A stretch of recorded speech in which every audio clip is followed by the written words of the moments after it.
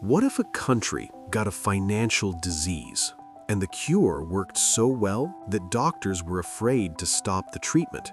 Because if they stopped, the patient might collapse instantly. That's exactly what happened to Japan. And what this really means is Japan didn't keep interest rates low because it was strong. They kept them low because the system couldn't survive without them. Let's diagnose Japan like a patient. The year is 1992. Japan just went through what doctors would call a massive asset infection. Stock prices crashed. Real estate collapsed.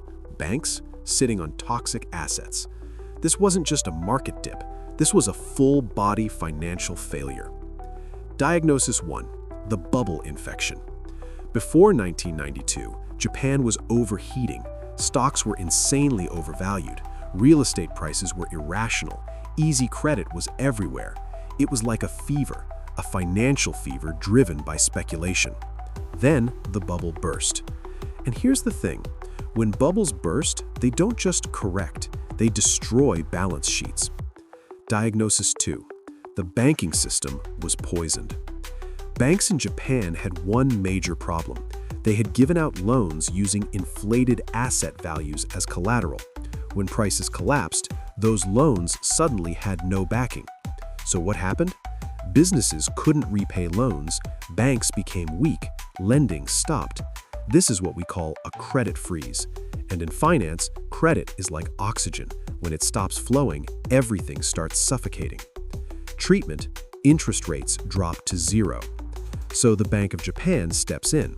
They say, we need to keep the system alive. Their solution? Cut interest rates aggressively and eventually bring them down to near zero. Why? Because low interest rates make borrowing cheaper, encourage spending, push banks to lend again. Think of it like lowering the cost of survival. But here's the twist. Normally, interest rates are a short-term medicine, but Japan's disease wasn't short-term, it was structural.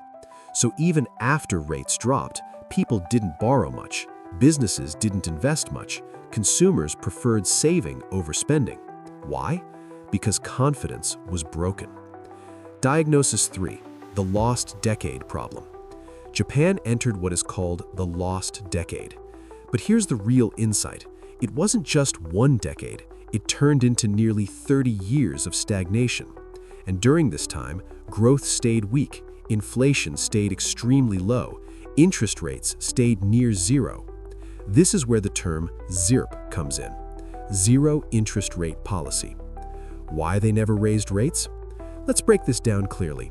Raising interest rates would mean borrowing becomes expensive, debt becomes harder to repay, asset prices drop again. And Japan was sitting on massive debt. So if they increased rates, it could trigger a collapse. So the central bank stayed trapped. Over time, Japan became dependent on low rates. This created cheap borrowing habits, weak productivity growth, asset price dependence. What this really means is the entire system started relying on easy money just to function. Now here's where it gets interesting. Japan's low rates didn't just affect Japan, they affected the entire world. Because investors borrowed cheaply in Japan, then invested in higher return markets. This is called the yen carry trade, and it quietly influenced global markets for decades. So why did Japan keep rates near zero for 30 years? Here's the diagnosis. The bubble collapse damaged banks. The credit system froze. Demand collapsed. Confidence never fully returned. And the treatment? Low interest rates. But here's the truth. The medicine became part of the disease. Japan didn't stay at zero interest rates because it was broken. It stayed there because the alternative was worse. And what this really teaches us is, sometimes in finance, stability can become dependency.